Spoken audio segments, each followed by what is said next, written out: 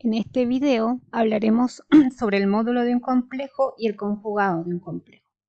Vamos a empezar hablando sobre el concepto de complejo conjugado.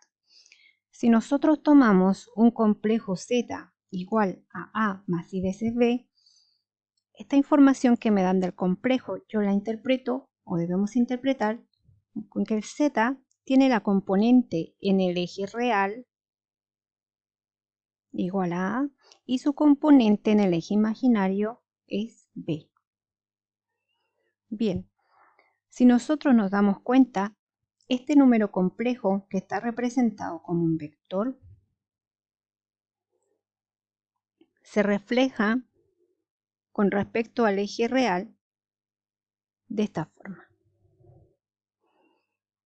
Y el complejo que se obtiene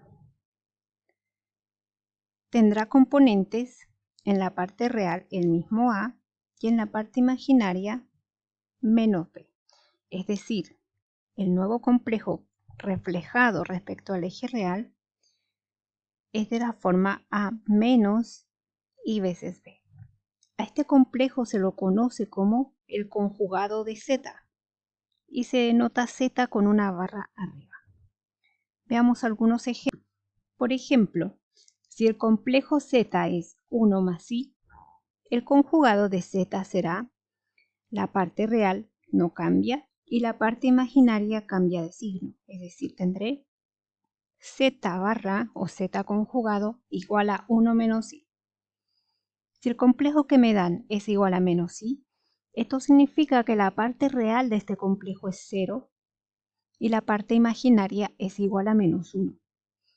El complejo conjugado que obtengo es la misma parte real, 0, y la parte imaginaria cambia de signo, es decir, Z barra igual a I. Finalmente, si el complejo que me dan es igual a raíz de 2, significa que la parte imaginaria de este complejo es igual a 0, por lo que su conjugado será igual. La misma parte real y la parte imaginaria cambia de signo, pero en este caso la parte imaginaria es 0, por lo que el conjugado es igual a Z. De hecho, se puede demostrar que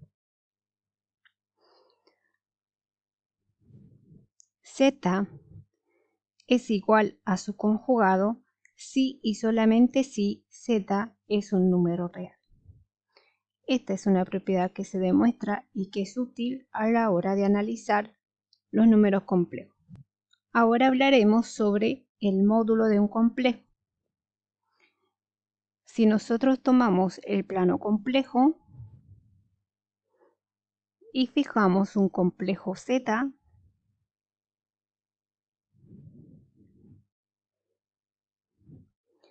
donde sus componentes son A en el eje real y B en el eje imaginario, nosotros podemos medir la distancia que hay del origen de este plano al punto Z. Ese tamaño o magnitud que obtenemos lo vamos a denotar con Z entre dos barras. Y ese tamaño o la distancia que hay entre 0 al complejo será llamado módulo de un complejo. El módulo de un complejo se calcula mediante la siguiente fórmula. Módulo de Z es igual a la raíz cuadrada de la parte real de Z al cuadrado más la parte imaginaria de Z al cuadrado, siempre asumiendo que Z tiene esta forma. Vamos a tomar los mismos ejemplos que analizamos en el caso del concepto de conjugado para calcular los módulos de los complejos. En el ejemplo 1, el complejo es 1 más I. Por tanto, su módulo será igual a la raíz cuadrada de la parte imaginaria, que es 1, más la parte real, que es 1, más la parte imaginaria, que también es 1. Si nosotros hacemos este cálculo, esto es igual a raíz de 2. En el segundo ejemplo, el módulo de Z será igual a la raíz cuadrada de la parte real, en este caso es 0. 0 al cuadrado, más la parte imaginaria, en este caso es menos 1. menos 1 al cuadrado, y esto es igual a raíz cuadrada de 1, que es igual a 1.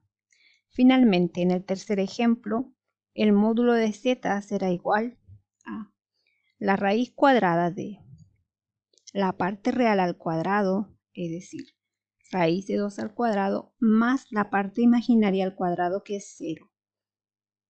Por tanto, esto será igual a raíz de 2. Las propiedades del módulo son muchas. Podemos enumerar 12 que están en el texto de álgebra.